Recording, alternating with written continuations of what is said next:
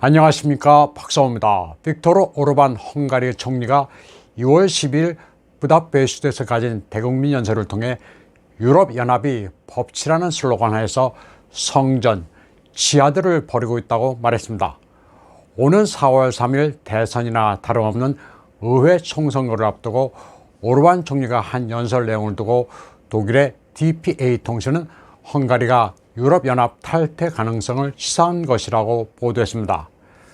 그러나 오르반 총리의 대변인 졸탄 코바츠는 DPA 보도가 오보라고 지적했습니다. 졸탄 코바츠는 유럽연합 탈퇴를 시사한 적이 없다면서 반대로 헝가리는 유럽연합의 단결을 추구한다고 말했습니다. 유럽연합 회원국은 결집해야만 미래가 있다면서 독일의 가짜뉴스 공장이 이렇게 작동하고 있다고 비판했습니다. 한국의 매체들도 독일 DPA를 그대로 베끼는 바람에 줄줄이 오보를 했습니다. 유럽의 라디오 프리 유럽도 오르반은 유럽연합 탈퇴에 운을 띄운 바 없다고 보도했습니다. 오르반 총리가 대국민 연설에서 한 유럽연합이 법치 슬로건으로 성전, 지하들을 벌이고 있다는 말은 사실 유럽연합의 난민 정책을 은근히 비판하는 언사였습니다. 그는 러시아가 우크라이나를 침공할 경우 난민이 대량으로 발생할 수 있다고 경고했습니다. 러시아 우크라이나 분쟁이 아주 심각한 이슈라면서 이를 막는 게 헝가리의 최우선 국익이라고 말했습니다. 그러나 러시아가 침공할 경우 혹독한 제재를 해야 한다는 유럽연합의 방침에는 반대했습니다. 유럽연합 지도자 가운데 블라디미르 푸틴과 가장 친한 오르반 총리는 제재, 징벌 조치, 훈계는 강대국의 오만이라면서 적극 반대하고 있습니다. 2014년 러시아가 크림을 병합할 때도 오르반은 모스크바에 대한 제재를 반대했습니다. 며칠 전 오르반은 룩셈부르크에서 열린 유럽국제사법재판소에서 EU 기금을 법치에 따라 배분한다는 새로운 정책에 반대했습니다. 유럽연합의 일치된 방침에 따르지 않으면 금전적 불이익을 준다는 건데 헝가리와 폴란드가 반대 의사를 표출했습니다. 헝가리와 폴란드는 EU의 난민 배분에 반대해온 국가로 유럽국제사법재판소에 2020년 이의를 제기했습니다. 2월 16일 유럽사법재판소는 이에 대해 판결을 내리게 됩니다. 개별 민족 국가의 정체성과 문화를 중시하는 헝가리의 오르반 총리는 EU가 일방적으로 난민 쿼터를 정해 배분하는 것에 줄곧 반대해왔고 EU의 여러 기구와 인권단체들은 그를 민주주의와 법치를 공격한다고 비난해왔습니다. 오르반은 EU가 말하는 법치라는 것은 강제된 획일화라고 주장해왔습니다. 오르반은 EU에 대해 관용을 보여야 한다고 강조했습니다. 관용을 보여야지만 공동의 길을 걸을 수 있다고 말했습니다. EU는 헝가리가 리커버리 펀드를 EU에 신청하려 해도 가족과 교육에 대한 법을 고쳐야 한다는 식으로 제동을 걸고 있습니다. 오르반은 브라셀의 EU 관료주의에 대해 상당한 불만을 가지고 있습니다. EU가 헝가리의 굴종을 요구하고 있다고 말했습니다. 그러나 그는 헝가리는 내셔널 크리스천 정부라면서 국민의 국익을 우선시할 것이라고 강조했습니다. 또 다른 나라들이 부패를 겪으면서 퇴보하고 있지만 헝가리는 계속 전진할 것이라고 말했습니다.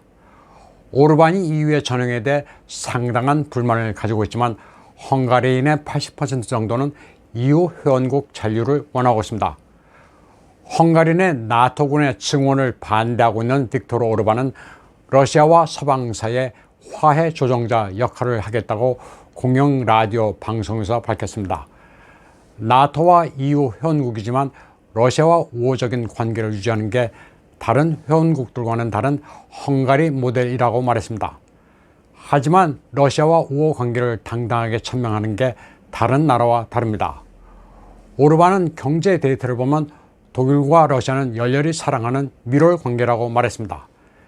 냉전 시기 헝가리의 반소 봉기 당시 소련을 규탄하는 연설도 했던 빅토르 오르반은 이제 그 시대가 끝났다면서 새롭게 태어난 러시아와 친하기 위해 노력해야 한다고 말했습니다. 오르반의 집권 피데스당은 우크라이나 편을 드는 것을 반역으로 간주하고 있습니다. 러시아는 더 이상 시국주의, 공산주의 국가가 아니라 서방의 사상적 쓰레기로부터 온전함과 보수적 가치를 지키는 동쪽의 이웃으로 봐야 한다는 입장입니다. 오르반의 헝가리는 2030년까지 화석 에너지 의존을 10%로 줄이고 원전과 태양열로 에너지 독립을 이룬다는 계획입니다. 그리고 그때까지 러시아산 천연가스로 유지하기로 했습니다. 빅토르 오르반의 내셔널 크리스천 입장은 아주 독특하면서 확고합니다. 그는 2018년 3월 있었던 1848년 헝가리 혁명 170주년 기념식에서 보이지 않는 금융 자본을 비판했습니다. 헝가리는 얼굴이 보이지 않는 적과 싸우고 있다면서 그 적은 원칙이 없어 존중할 가치가 없다. 그들은 내셔널이 아니라 인터내셔널이며 노동 대신 돈으로 투기를 한다.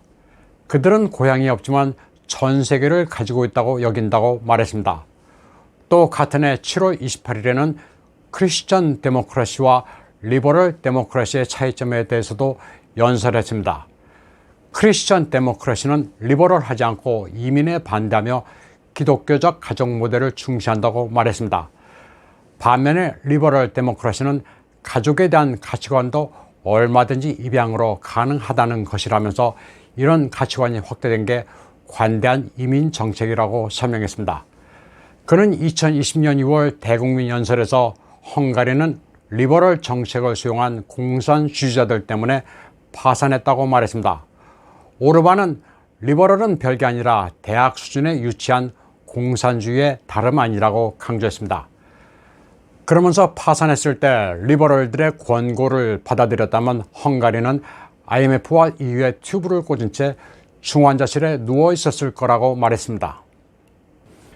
즉 조지 소로스가 헝가리를 쥐락펴락했을 거라고 직접적으로 말했습니다. 이 같은 빅토르 오르반의 반글로벌리스트 입장 때문에 앵글로색슨의 리버럴 좌파 미디어들은 그를 아주 미워합니다. 그래서 그를 악마화합니다. 극우라는 딱지는 물론이고 전제주의자, 독재자, 외국인 혐오자란 낙인을 찍습니다. 한국의 매체들도 서방 주류 미디어를 그대로 전제하면서 그를 수식할 때는 늘 극우라고 표현합니다. 1963년생인 빅토르 오르반은 대학에서 법학을 전공했고 소련 붕괴 직후 정계에 뛰어들었습니다. 총리를 지금까지 두 차례 지냈는데 첫 번째는 1998년부터 2002년까지 그리고 2010년에 다시 당선돼 지금에 이르고 있습니다. 보수 피데스당을 이끌고 있는 빅토르 오르반은 기독교 가치를 옹호하면서 출산하는 부모에게 보조금을 지급하는 등 강한 가족 정책을 펼쳐왔습니다. 그리고 무분별한 난민 수용과 국경 개방에 결연히 반대해왔습니다. 빅토르 오르반은 헝가리 내에서 트럼프와 닮았다고 해서 군중들이 열광하고 있습니다.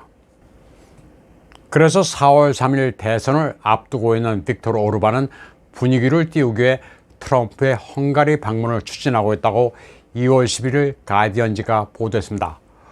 오르반 정부의 싱크탱크 The Center for Fundamental Rights는 트럼프에게 초청장을 발송했습니다.